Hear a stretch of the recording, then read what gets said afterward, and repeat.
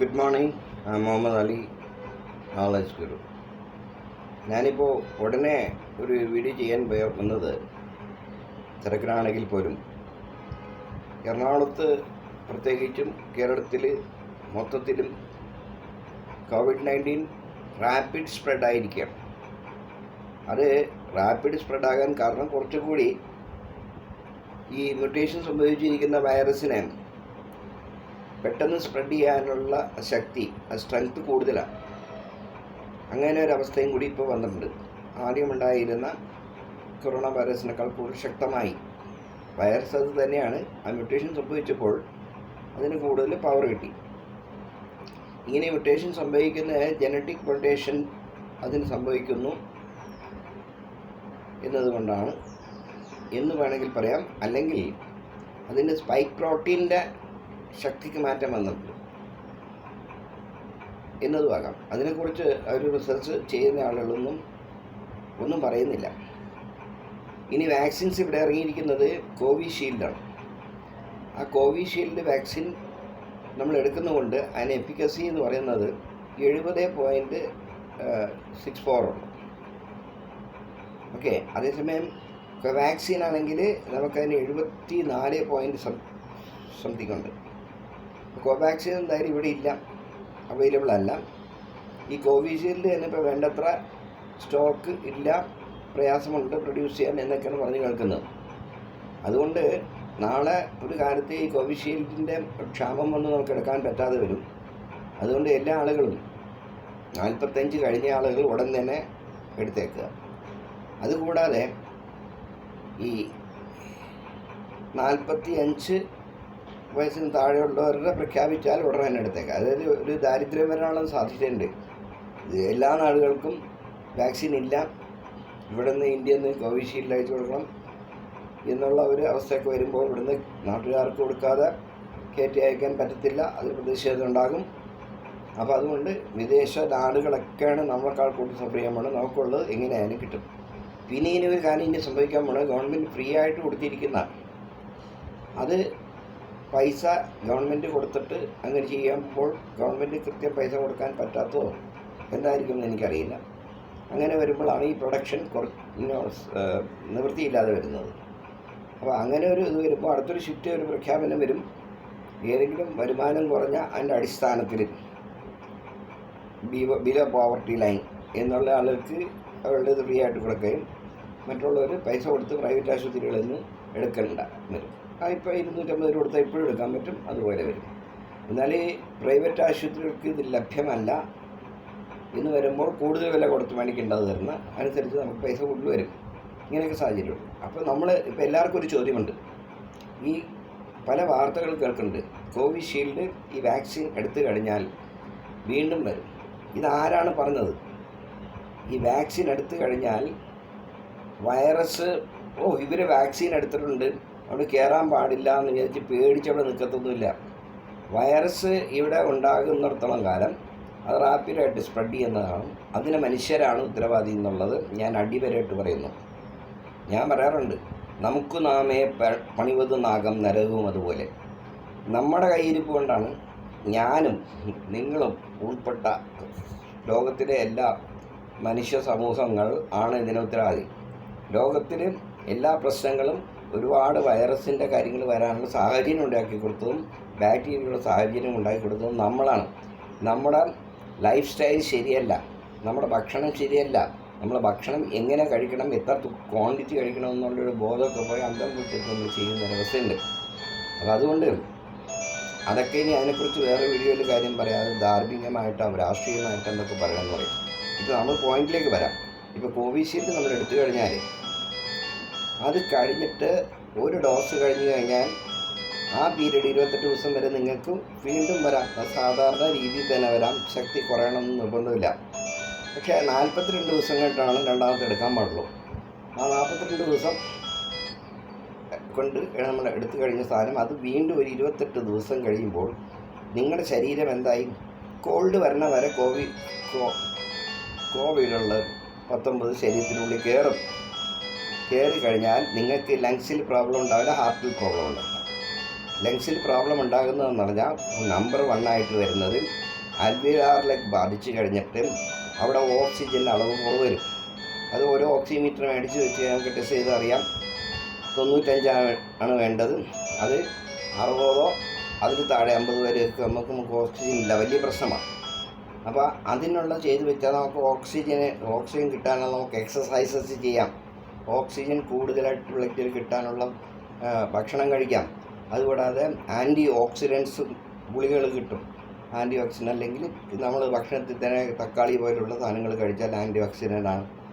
അങ്ങനെ നമുക്ക് ഉണ്ടാക്കിയും ഇത് നമ്മുടെ ഭാഗത്ത് ഇങ്ങനെ വിഷമമാണ്. അല്ല, ഒരു ചികിത്സ എന്ന് പറയുന്ന ഒരു ബാക്ടീരിയ ആണെങ്കിൽ ആൻറ്റിബയോട്ടിക് കണ്ടുപിടിച്ചിട്ടുണ്ട്, അതിന് കൊടുക്കാം. ആൻറ്റി വൈറലായിട്ട് കണ്ടുപിടിച്ചിട്ടുണ്ട് എന്ന് പറയുന്നുണ്ടെങ്കിലും ആൻറ്റി വൈറൽ അങ്ങനെ എല്ലാത്തിനും കണ്ടുപിടിച്ചിട്ടില്ല. ഇപ്പോൾ ക്യാൻസർ തന്നെ വൈറസ് കൊണ്ടുണ്ടാകുന്ന ക്യാൻസറുണ്ട്. റൊമാറ്റിസ് തന്നെ വാദം തന്നെ വൈറസ് കൊണ്ടുണ്ടാകുന്ന വാദമുണ്ട്.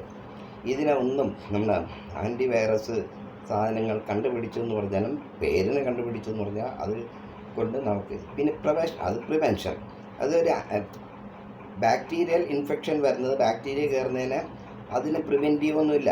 ബാക്ടീരിയക്ക് നമ്മൾ പ്രിവെൻറ്റീവ് കണ്ടുപിടിക്കണ്ടേ? എന്തെല്ലാം തരം ബാക്ടീരിയ ഉണ്ട്, വിവിധ തരത്തിലും പ്രധാനപ്പെട്ട 4 തരത്തിലുണ്ട്. അതിനൊരു പ്രിവെൻറ്റീവ് ഉണ്ടാക്കിയെടുത്തിട്ടൊന്നുമില്ല. ഓക്കെ, അപ്പോൾ എന്താണ്, ഈ ബാക്ടീരിയ ചെല്ലും, അത് നമ്മുടെ ശരീരത്തിനുള്ളിൽ ചെന്ന് കഴിഞ്ഞിട്ട് അതവിടെ നിൽക്കുമ്പോൾ പിന്നെ അതേ ടൈപ്പിൽ തന്നെ ബാക്ടീരിയ കയറുമ്പോൾ അതിനെ ഫൈറ്റ് ചെയ്യാനുള്ള ശേഷി ഈ T സെൽസ് കില്ലർ സെൽസിന് കിട്ടും. ഇതാണ് അതിൻ്റെ തത്വം. വൈറസിനെ സംബന്ധിച്ചിടത്തോളവും അത് തന്നെയാണ് തത്വം. Killer cells WBC white blood കോർപ്പസസിൽ ഉണ്ടാകുന്ന ഈ സെല്ലുകൾ മെമ്മറി ഉണ്ട്. അതിനെ ബുദ്ധിയും കാര്യങ്ങളും പാഠം കണ്ടാൽ പഠിക്കുന്ന, അതിന് അനുഭവം ഉണ്ടാകുന്ന, അതിൽ നിന്ന് പഠിക്കുന്ന കഴിവ് ദൈവം കൊടുത്തിട്ടുണ്ട് എല്ലാ സെല്ലുകൾക്കും. അപ്പോൾ ഈ സെല്ലുകൾ ഇത് വന്ന് നമ്മൾ അറ്റാക്ക് ചെയ്തല്ലോ, അടുത്ത വള്ളവരൊക്കെ അറ്റാക്ക് ചെയ്തല്ലോ, ബാക്കി അവശേഷിക്കുന്ന സെല്ലുകൾ ബാക്കിയുള്ളത് അത് കണ്ട് പഠിക്കും. അത് ഇതേ വിധത്തിൽ സാധനം വരുമ്പോൾ അതിനെ എങ്ങനെ അറ്റാക്ക് ചെയ്യാൻ പറ്റും. അതിന് കഴിവുണ്ട്. ഇമ്മ്യൂൺ സിസ്റ്റത്തിലുള്ള പറഞ്ഞ ഇന്നേറ്റ് ഇമ്മ്യൂണിറ്റിയിൽ പെട്ടാണത്. അതുകൊണ്ട് അത് ആ രീതിയിൽ പെരുമാറും. അങ്ങനെ ബിഹേവ് ചെയ്യുമ്പോൾ ഈ കോവിഡ് വൈറസ് ചത്തുപോകും. ഇങ്ങനെ ഒരു പ്രിൻസിപ്പിൾ ഉണ്ടാക്കിയെടുക്കാനാണ് വാക്സിൻ. അപ്പോൾ നമ്മളത് പ്രതിരോധം എന്ന് പറയുന്നത് നമ്മളത് എടുത്തു കഴിഞ്ഞാൽ ഓക്കെ, നമുക്കൊരു T സെൽസിനെ അന്ന് ഉത്തേജിപ്പിച്ചു എന്നുള്ള. അപ്പോൾ കൂടുതൽ നമ്പർ ഓഫ് T സെൽസ് കുറവുള്ളത് കൂടുതൽ, ചില ആളുകൾക്ക് അങ്ങനെ അല്ലല്ലോ, കൂടുതൽ ഇപ്പോൾ തന്നെ ഉണ്ട് ജനറ്റിക്കലായിട്ട്. അവർക്ക് വരുന്നില്ല, കോവിഡ് വരുന്നിട്ടില്ല. അപ്പം അല്ലാത്ത വീക്ക് ആയിട്ട് ഇതുള്ള ആളുകൾ T സെൽസ് അതിനെ മെമ്മറി കിട്ടിയില്ലാത്ത അവർക്ക് അതിനൊരു പാഠം പഠിപ്പിക്കാൻ ഒരു ക്ലാസ് പോലെ അത്. ഈ കോവിഡിൻ്റെ വാക്സിൻ എടുത്ത് കഴിയുമ്പോൾ ആ വാക്സിൻ ചെല്ലുമ്പോൾ ഉണ്ടാകുന്നത് ഒരു ക്ലാസ്സാണ്. ഇപ്പോൾ നമ്മൾ ഉണ്ടാക്കുന്ന യഥാർത്ഥത്തിലുള്ള RNA അല്ല. RNA കൊന്നു കഴിഞ്ഞാൽ 140 ഡിഗ്രിയിൽ തിളപ്പിച്ച് കഴിഞ്ഞാൽ ചത്തുപോകും. റേഡിയേഷൻ കൊടുത്തു കഴിഞ്ഞാൽ ഉപയോഗിച്ച് കഴിഞ്ഞിട്ട് എന്നെ കൊണ്ട് റേഡിയേറ്റ് ചെയ്ത് കൊല്ലാം. ഓക്കെ, അങ്ങനെയാണ് നമ്മൾ ഈ 2 മാർഗം നമ്മൾ ഉപയോഗിച്ചിട്ട് നമ്മളിതിനെ നിർജീവമാക്കി എടുക്കുന്നതാണ്. ഓക്കെ, അങ്ങനെ എടുക്കുന്ന ഈ സാധനമുള്ളത് അതിന് ജീവനില്ല. അപ്പോൾ അതിനെ പ്രതിരോധിക്കാനല്ല, പക്ഷേ എന്താ പ്രതിരോധിക്കാൻ, അത് അതുക്കത്തിലിരിക്കുന്നത്. ഇത് കയറി ആദ്യം പിടിക്കുന്നത് സ്പൈക്ക് പ്രോട്ടീനാണ്. ആ മുകളിൽ നിൽക്കുന്ന കവചം പോലെ ടൂത്ത് പേസ്റ്റ് പോലെ ഇരിക്കുന്ന സാധനം, ആ പ്രോട്ടീനുള്ളതാണ് പറ്റി പിടിക്കുന്നത്. അത് പറ്റിപ്പിടിക്കാൻ ചെല്ലുമ്പോൾ അതിനെ പ്രതിരോധിച്ചാൽ മതി. അതാണ് ഇപ്പോൾ കോവാക്സിൻ ചെയ്യുന്ന പ്രിൻസിപ്പിൾ എന്ന് പറഞ്ഞാൽ, ചിമ്പാനിയിൽ വൈറസ് വന്നിട്ടുള്ള ജലദോഷം പോലെ ഈ പന്നിക്ക് വരും. അത് അതിൻ്റെ എടുത്തിട്ട് അതിൻ്റെ പുറകിൽ ഉണ്ടല്ലോ ഈ പ്രോട്ടീൻ ഉണ്ടല്ലോ, ആ പ്രോട്ടീനാണ് നമ്മളത് അല്ലാതെ ഇതിനെ ഈ വൈറസിനെ നമ്മൾ അത് RNA അതിൽ തന്നെ ഒരുപാട് കാറ്റഗറി ഒരുപാട് സംഭവങ്ങൾ അതിൻ്റെ ഉള്ളിൽ അടങ്ങിയിട്ടുണ്ട്. അതിനെ നമ്മൾ കൊല്ലാൻ, അതിനെ നിർജീവനാക്കാനല്ല, ഇന്നാക്ടിവേറ്റ് ആക്കുക എന്ന് പറഞ്ഞാൽ അത് പ്രവർത്തനക്ഷമമല്ല. അതിന് കഴിവൊക്കെ അവിടെ തന്നെ ഉണ്ടാവും. ആ കഴിവ് അവിടെ നിൽക്കും. അത് പ്രവർത്തിക്കാനുള്ള എക്സ്ട്രീം ചൂട് തട്ടിക്കഴിഞ്ഞാൽ, റേഡിയേഷൻ തട്ടിക്കഴിഞ്ഞാൽ പ്രവർത്തനത്തിനുള്ള ശേഷിയില്ലാതായി പോകും. അങ്ങനെ ഒന്ന് ചെയ്തെടുക്കാനാണ്. പക്ഷേ നമ്മുടെ കോവിഡിൻ്റെ RNA നമ്മൾ എടുക്കുന്നില്ല. അതിന് പകരം ഈ ചിമ്പാനിയിലുണ്ടായിട്ടുള്ള വൈറസ് അത് ഏകദേശം ഇതിൻ്റെ ഫാമിലി തന്നെ വിട്ടാണെന്നാണ് പറയുന്നത്. അപ്പോൾ അതുകൊണ്ട് ആ വൈറസോട് കൂടി എടുത്തിട്ട് ഇവർ ആ പ്രോട്ടീൻ ആക്സിഡൻ്റായിട്ട് പൊതിഞ്ഞിരിക്കുന്ന സ്പൈക്സ് ഉള്ളത്, ആ സ്പൈക്സ് വിടും. അപ്പോൾ ആ സ്പൈക്സ് വന്ന് കഴിഞ്ഞാൽ അതിൽ പോയിട്ട് ലങ്സിൽ പോകില്ല, ഹാർട്ടിൽ പോയിട്ട് അടുത്തിമ ഉണ്ടാവില്ല, പാൽപിറ്റേഷൻ ഉണ്ടാക്കത്തില്ല. അൽവിയോലാറിൽ ലങ്സിൽ ചെന്ന് കഴിഞ്ഞിട്ട് അവിടെ ഉള്ള ഈ ഓക്സിജനെ നശിപ്പിച്ച് കളയില്ല. ഓക്കെ. പിന്നെ അതുകൂടാതെ അപ്പം ബ്ലോക്ക് ഉണ്ടാവില്ല ഇതിൻ്റെ. അപ്പോൾ അതാണ് സിവിയർ ആയിട്ടുള്ളത്. ലങ്സിൽ കയറി എന്ന് പറഞ്ഞാൽ കഴിക്കണ്ട. ലങ്സിൽ അൽവിലാറിലെല്ലാം കയറിയില്ലെന്ന് പറഞ്ഞാൽ നേരെ താഴോട്ട് ചെന്നിട്ട് ലോവർ പാർട്ട് ഓഫ് ദി ലങ്സിൽ പോവുകയാണ്. സാധനം പോയി കഴിഞ്ഞാൽ അവിടെ ഒരു തരം ഫ്ലൂയിഡ് ഫോം ചെയ്യും. അത് ഇതിനെ ഫൈറ്റ് ചെയ്യുമ്പോൾ ഉണ്ടാകുന്ന ഡെഡ് സെൽസ്, വൈറ്റ് ബ്ലഡിൻ്റെ ഈ ടി സെൽസ്, അതും ചാവും. അതും ചത്തു പോകണം. അതും കുറേ പിന്നെ സ്രവങ്ങൾ അത് വന്നിട്ട് ആ ഭാഗത്ത് ബ്ലോക്കായിരിക്കുമ്പോൾ നമുക്കെന്താണ്, ശ്വാസം ഇങ്ങനെ എടുത്തു കഴിഞ്ഞാൽ അവിടെ ചെല്ലാൻ സ്ഥലമില്ലാതെ വരും. അപ്പോൾ ശ്വാസം ഇങ്ങനെ കൂടുതൽ ചെല്ലാൻ പറ്റാത്തത് കൊണ്ട് ആ ശ്വാസത്തിന് നമ്മൾ തള്ളിയിട്ട് വന്ന് അൽവിലേറെ കൂടിയായിട്ട് വന്നിട്ട് ആ ശ്വാസത്തിലുള്ള ഓക്സിജൻ കൊണ്ട് ഈ കാർബൺ ഡയോക്സൈഡും ടോക്സിൻസും ഡേഞ്ചർ സാധനമൊക്കെ കളഞ്ഞിട്ട് പ്യുവർ ബ്ലഡാണ് നമ്മൾ വിടുന്നത് ശരീരത്തിൻ്റെ ഭാഗങ്ങളിലേക്ക്, ഹാർട്ട് ഉൾപ്പെടെ. അപ്പോൾ അതിനോട് തടസ്സം വരുന്നത് ഇതാണ് ഇതിന് പേടിക്കാനുള്ളത്. അല്ലാതെ ഫ്ലൂ ഒക്കെ വരുന്നവരെ ബാക്കി വൈറസ് കൊണ്ട് വരുന്നില്ല. ഇത് അറ്റാക്ക് ചെയ്യുന്നത് എവിടെയാണ്? ലങ്സിനെയാണ്. അപ്പോൾ ലങ്സിനെ നമ്മൾ സ്ട്രോങ് ആയിട്ട് വെച്ച് കഴിഞ്ഞാൽ പ്രശ്നമില്ല. അപ്പോൾ ലങ്സിലേക്കെന്ന് പറയുമ്പോൾ ഞാൻ പറയുന്നത് ലങ്സിൽ പോകുന്ന വേറെ എവിടെ നിന്ന് പോകില്ല.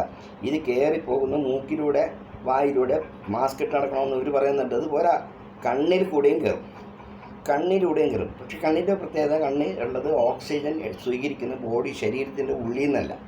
കണ്ണിലേക്ക് ഓക്സിജൻ നമുക്ക് കിട്ടാൻ ബാഹ്യമായിട്ടുള്ള എയർ എന്നുള്ള ഓക്സിജൻ എടുക്കാനുള്ള സംവിധാനം ദൈവം പറയാൻ കണ്ണിന് ചെയ്തു വെച്ചിട്ടുണ്ട്. അപ്പോൾ അതുകൊണ്ട് കണ്ണിന് ഓക്സിജൻ്റെ പ്രശ്നം കുറവ് വരുന്നില്ല. ഓക്കെ, ആ ഒരു പ്രശ്നം വരത്തില്ല. പക്ഷേ ഈ വൈറസ് അവിടെ കയറും.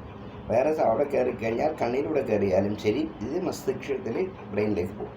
അപ്പോൾ മൂക്കിൽ കൊടുന്ന് കയറിയാലും അതിലെ ഈ നാസൽ ക്യാവിറ്റി ഇവിടുന്ന് മുകളിൽ നിന്നായിട്ട് സൈനസ് ത്രൂ ആയിട്ട് അവിടെ നിന്ന് ഇത് ബ്രെയിനിലേക്ക് കയറാം. അപ്പോൾ സ്ട്രോക്ക് വരും. അപ്പോൾ ഒന്ന്. രണ്ടാമത്തത് അല്ലാതെ തൊണ്ടയുടെ അവിടെ വരെ നിന്ന് കഴിഞ്ഞാൽ തൊണ്ടയിൽ ടോൺസിൽസിൽ അവിടെ ഇട്ടിട്ട് അവിടെ നിന്ന് ഈ DNA സെല്ലിനെ പിടിച്ചെടുക്കുന്നത് അറനെ കുത്തി കയറി എടുക്കുമ്പോൾ അവിടെ നമുക്ക് ഇൻഫ്ലമേഷൻ വരും, തൊണ്ട വേദന വരും, തൊണ്ട ടൈറ്റ്നസ് ഓഫ് ദി ത്രോട്ട് വരും, ഫാരിങ്സിന് ടൈറ്റ്നസ് വരും. ആ ലെവലിൽ അവിടെ നിന്ന് താഴ്ത്തു പോകുന്നില്ല. അപ്പോൾ പോകില്ല എന്ന് പറഞ്ഞാൽ കുറച്ചൊക്കെ ഇറങ്ങി പോകണുണ്ടാവും. അപ്പോൾ അങ്ങനെ വരാതെ ഇരിക്കാനായിട്ടുള്ളൊരു കാര്യം ഞാൻ ഇന്ന് പറയുന്നത്. അല്ല, നമ്മൾ കോവിഡിൻ്റെ രണ്ടാമത്തെ വാക്സിൻ എടുത്തു കഴിഞ്ഞിട്ട് 38 ദിവസം കഴിഞ്ഞിട്ട് പിന്നെയും വന്ന ആളുകളുണ്ട്. ഇപ്പോൾ നമ്മുടെ മുഖ്യനാണെങ്കിൽ ഒന്നാമത്തെ വാക്സിൻ എടുത്തിട്ട് 38 ദിവസം കഴിയുമ്പോൾ ആണ് ഈ അസുഖം വന്നത്. ഉമ്മൻചാണ്ടി സാറിനും അങ്ങനെയാണ് വന്നത്. അപ്പോൾ അതുകൊണ്ട് കിടക്കും. പക്ഷേ അവർക്ക് പ്രശ്നങ്ങളൊന്നുമില്ല. അവർ ലങ്സിൽ ന്യൂമോണിയക്കായിട്ട് പോയില്ല. അവർക്ക് ഹെൽത്ത് കണ്ടീഷൻ ഉള്ളപ്പോൾ നമ്മൾ മുഖ്യനാണെങ്കിൽ ഹാർട്ടിൻ്റെ ഒരു ഹെൽത്ത് കണ്ടീഷൻ ഉള്ളതുകൊണ്ടാണ് കൊണ്ടുപോയിട്ടുള്ളത്. ഉമ്മൻചാണ്ടി സാറിനും അങ്ങനെ പല സൂക്കറുണ്ടാവും. എനിക്ക് അതിനെക്കുറിച്ച് അറിയില്ല. പിന്നെ നമ്മൾ മുഖ്യം എന്ന് പറയുന്നത് നമ്മുടെ സഖാവായതുകൊണ്ട് കുറച്ച് അദ്ദേഹത്തിനെ കുറിച്ചുള്ള കുറച്ച് വിവരങ്ങളൊക്കെ എനിക്കറിയാൻ പറ്റുന്നു. അപ്പോൾ അതുകൊണ്ട് നിങ്ങൾ വന്നു കഴിഞ്ഞാൽ അവർക്കൊന്നും സംഭവിക്കില്ല കേട്ടോ. അപ്പോൾ അത് ഡയബറ്റീസ് ഉള്ള ആളുകളും ഒക്കെ ആളുകളാണെങ്കിലും നമ്മൾ ഈ കോവിഡ് വാക്സിൻ എടുത്താൽ രണ്ടാമത്തെ ഡോസും കഴിഞ്ഞിട്ട് 28 ദിവസം കഴിഞ്ഞാൽ വന്നാൽ ഡയബറ്റിക് കണ്ടീഷനുള്ള ആളാണ്, വയസ്സനാണ് എന്നൊന്നും പേടിക്കേണ്ടതെന്ന് വരും. ഇത് കയറും, അകത്ത് കയറും. നിങ്ങൾക്ക് കോൾഡും പനിയും അങ്ങനെ ചെറിയ സാധനങ്ങളൊക്കെ വരും.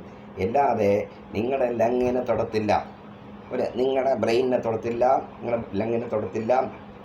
പിന്നെ തൊടത്തില്ല എന്നല്ല, അവിടെ ചെല്ലും. പക്ഷേ നിങ്ങൾക്ക് അതിൻ്റെ സിംറ്റം കണ്ട് പ്രശ്നമായി പോകില്ല, അതിനെ ഡാമേജ് ആക്കില്ല. മൂന്നാമത്തെ ഹാർട്ടിലേക്ക് വിരളമായിട്ടാണ് പോകുന്നത്. ഹാർട്ടിൻ്റെ മസിൽ മയോകാർഡിയ മസിലാണ്. ആ മസിലിൻ്റെ മുകളിലായിട്ടായിട്ട് ഒരു എൻസൈമുണ്ട്. ആ എൻസൈം പ്രവർത്തനം കൂടും. അപ്പോൾ നമ്മുടെ ഹൃദയം ഇടിക്കും. ഓക്കെ, അതാ പേടിക്കണ്ട.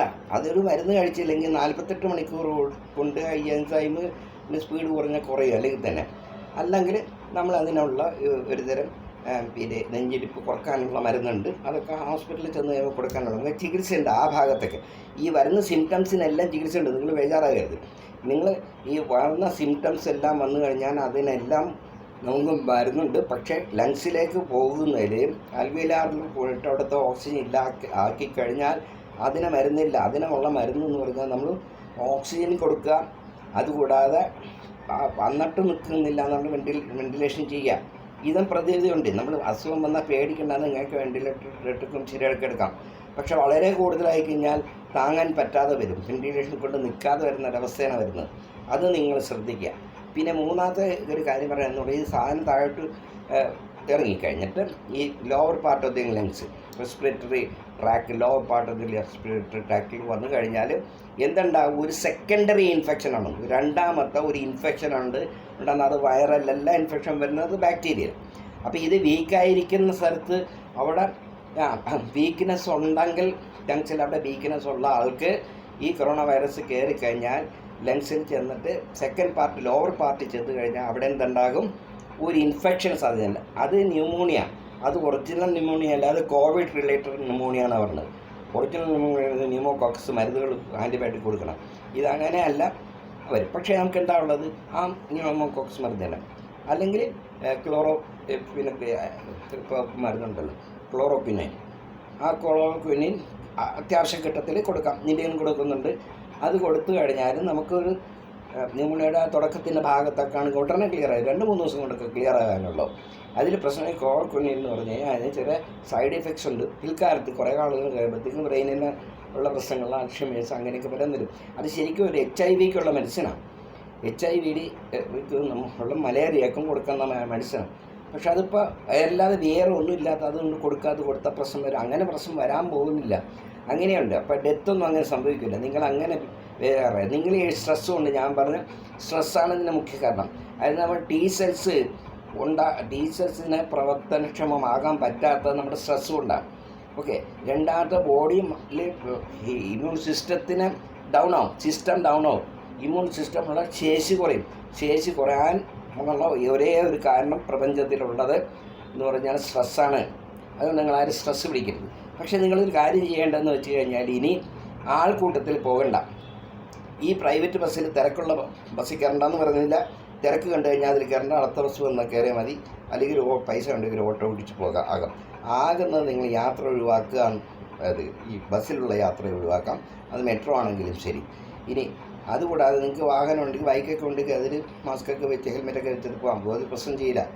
ഇനി ഓട്ടോറിക്ഷയിലാണെങ്കിൽ ഫ്രണ്ടിൽ ഇങ്ങനെ മറച്ചിരിക്കുന്നതുകൊണ്ട് ഡ്രൈവർ ഇനിയിപ്പോൾ അവിടെ കയറി വേറെ ആരുടെയും ഇരുന്ന് ഈ ഡ്രൈവറുടെ മൂക്കി കയറിയിട്ടുണ്ട്, അതിൽ കൂടെ നിന്ന് ഇങ്ങനെ ആയിട്ടിങ്ങനെ വരുന്ന അത് ഒഴിവാക്കാം.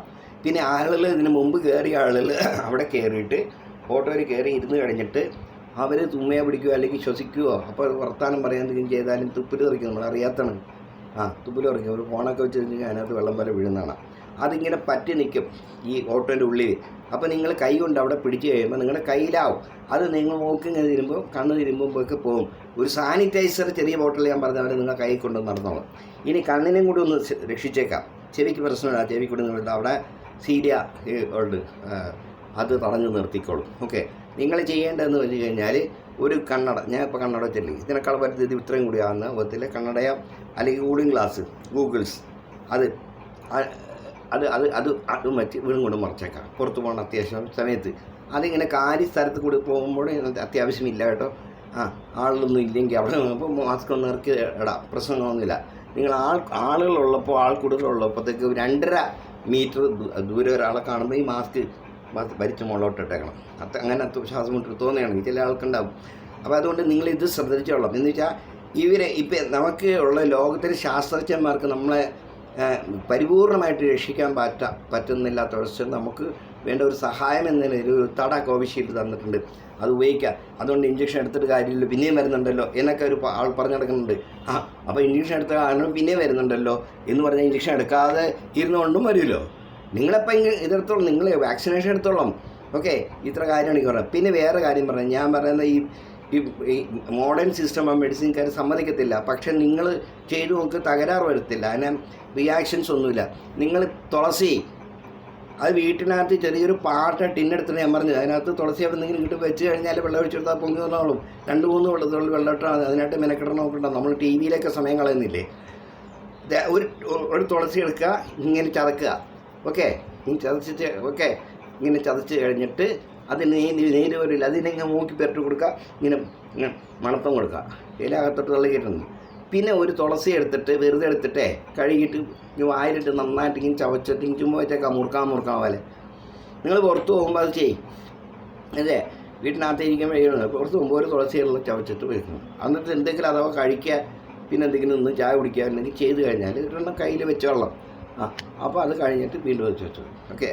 അതിൽ സാനിറ്റൈസർ കൂടെ കൊണ്ട് നടക്കണം. നിങ്ങൾ എവിടെ ചെന്നാലും പുറത്തെവിടെ ചെന്നാലും എന്തിന് തൊട്ട് കഴിഞ്ഞാലും 8 മണിക്കൂറൊക്കെ നിൽക്കുന്നുണ്ട് ഈ സാധനം. അത് അവിടെ തൊട്ട് കഴിഞ്ഞതിന് ശേഷം മൂക്ക് ചൊറിഞ്ഞു പോയില്ലേ, ചൊറിയാൻ പെട്ടെന്ന് ചൊറിഞ്ഞിട്ടായിരിക്കും ആലോചിക്കുന്നത്. അപ്പോൾ അത് എവിടെ തൊട്ട് കഴിഞ്ഞാലും ഒരു 2 തുള്ളി ഇട്ടിട്ട് ഞാൻ കഴിഞ്ഞ പ്രാവശ്യം പറഞ്ഞ പോലെ ഇത് നിങ്ങൾ ചെയ്തോളാം.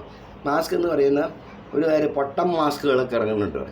അത് ഇറങ്ങുന്നുണ്ട്. അത് കോട്ടൻ്റെ, നമ്മുടെ വീട്ടിൽ തുണി ഉണ്ടാവില്ലേ, എന്തെങ്കിലും കോട്ടൺ തുണി ഉണ്ടാവും, അതുകൊണ്ട് തന്നെ നിങ്ങൾ അടിച്ചെടുത്താൽ മതി.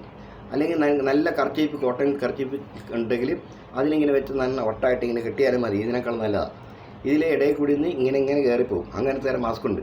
ഇങ്ങനെ ഇവിടെ വരെ വന്നിട്ട് ക്ലോസ് ആക്കത്ത വിധത്തിലെ മാസ്കാണ് വേണ്ടത്. അല്ലാതെ ഇവിടെ ഇങ്ങനെ ആയിക്കഴിഞ്ഞ് ഇവിടെ സ്ഥലം കൊടുക്കുന്ന അതിൽ കൂടി ഇറങ്ങിപ്പോൾ നിങ്ങൾ ചെയ്യരുത്.